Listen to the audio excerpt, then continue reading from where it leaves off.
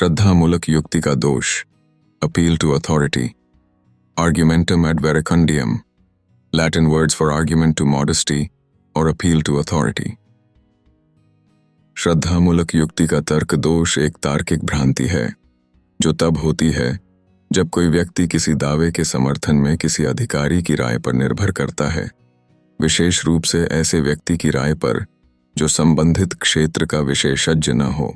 जब किसी तर्क के आधार वाक्य कुछ पार्टी या पार्टियों के निर्णय की अपील करते हैं जिसके पास मौजूद मामले में प्राधिकार का कोई न्याय संगत दावा नहीं होता, कई बार अप्रासंगिक निष्कर्ष की सत्यता प्रमाणित करने के लिए विशेष ख्याति प्राप्त अथवा श्रद्धेय व्यक्तियों के नाम अथवा उनके कथनों का उपयोग किया जाता है, जैसे विभिन्न सौंदर्य प्रसाधनों के विज्ञापनों में खेल, चलचित्र आदि में ख्याति प्राप्त व्यक्तियों का उपयोग किया जाना।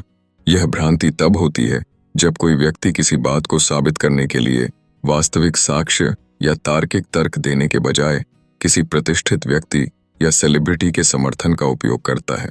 इस प्रकार श्रद्धामूलक युक्ति का दोष एक तार्किक भ्रांति है जो समाज में अक्सर देखी जाती है।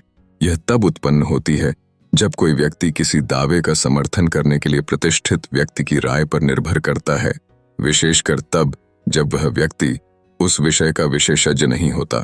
उदाहरण के लिए, जब कोई व्यक्ति यह कहता है कि एक लोकप्रिय अभिनेता ने कहा है कि एक उत्पाद उत्कृष्ट है, इससे इस बात का कोई ठोस आधार नहीं मिलता कि उत्पाद वास्तव में उत्कृष्ट है। उदाहरण इस प्रकार है, मेरे पसंदीदा अभिनेता ने कहा कि यह उत्पाद बहुत बढ़िया है, इसलिए इसे बढ़िया होना ही चाहिए। चूंकि एक प्रसिद्ध वैज्ञानिक ने ऐसा कहा है, इसलिए यह सिद्धांत अवश्य सत्य होगा। एक सफल व्यवसायी ने कहा कि यह नीति अच्छी है, इसलिए इसे अवश्य ही अच्छा होना चाहिए।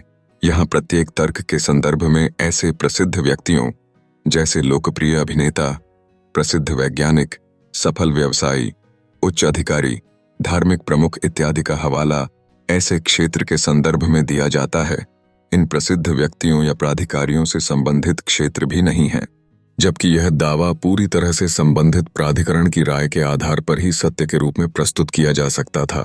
इस प्रकार की युक्ति का उपयोग विज्ञापनों में बहुत आम बात है, जहां खेल और फिल्म जगत के श्रेष्ठ व्यक्ति विभिन्न उत्पादों को प्रमोट करते हैं। हालांकि यह प्रस्तुति हमें यह नहीं बताती कि वे व्यक्ति उस उत्पाद के गुणों के बारे में कितने जानकार हैं। ऐसे में ये फैशन फॉरवर्ड व्यक्ति जब किसी सौंदर्य प्रसाधन के विषय में अपनी राय देते हैं, तब हमें यह नहीं भूलना चाहिए कि उनकी विशेषज्ञता उन उत्पादों की गुणवत्ता को परिभाषित नहीं करती। मेडिकल वाला व्यक्ति यदि धर्म के क्षेत्र में विशिष्ट ओपिनियन देने की कोशिश करें अथवा धार्मिक प्रमुख खेल कूद के संदर्भ में विशिष्ट राय देवें, तो वह राय या ओपिनियन अप्रासंगिक भी हो सकती है। यह ध्यान रखा जाना आवश्यक है। इसलिए अपने दावों के समर्थन के लिए हमेशा साक्ष्य और तार्किक तर्क की तलाश करें, न कि प्रसिद्ध उद्धृत व्यक्ति की विशेषज्ञता पर विचार करें। केवल विशेषज्ञों की राय पर ही निर्भर न रहें, विशेष रूप से उनकी विशेषज्ञता के क्षेत्र से बाहर की राय पर।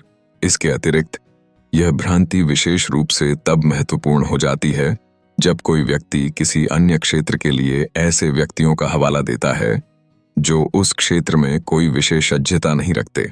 अगर एक वैज्ञानिक जो भौतिक विज्ञान में कुशल है धार्मिक विषय पर अपनी राय देता है, तो यह राय अपने आप में संदिग्ध हो जाती है। इसलिए जबकि कई लोग इन व्यक्तियों की प्रतिष्ठा पर भरोसा करते हैं, हमें अपनी सोच में तार्किक आधार और प्रमाण को प्राथमिकता देनी चाहिए। यह ध्यान रखना आवश्यक है कि श्रद्धामूलक अपील हमेशा दोषपूर्ण नहीं होती।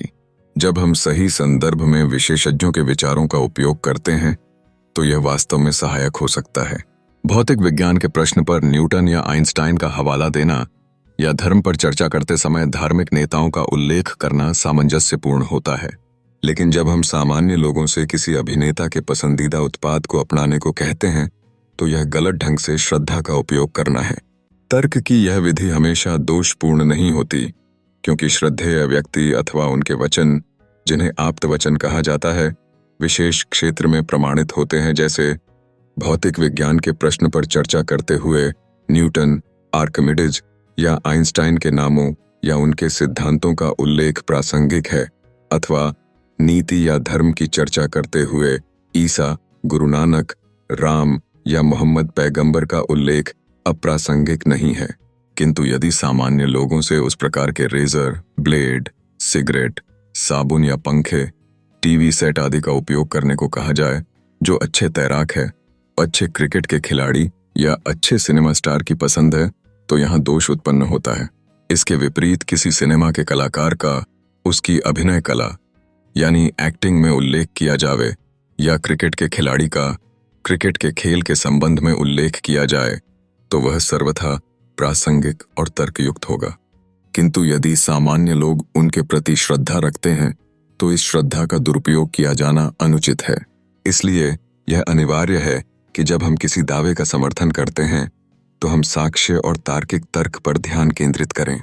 केवल श्रद्धामूलक अपीलों पर निर्भर रहना खतरनाक हो सकता है, इसलिए उचित संदर्भ और विशेषज्ञता पर विचार करना अत्यंत आवश्यक है।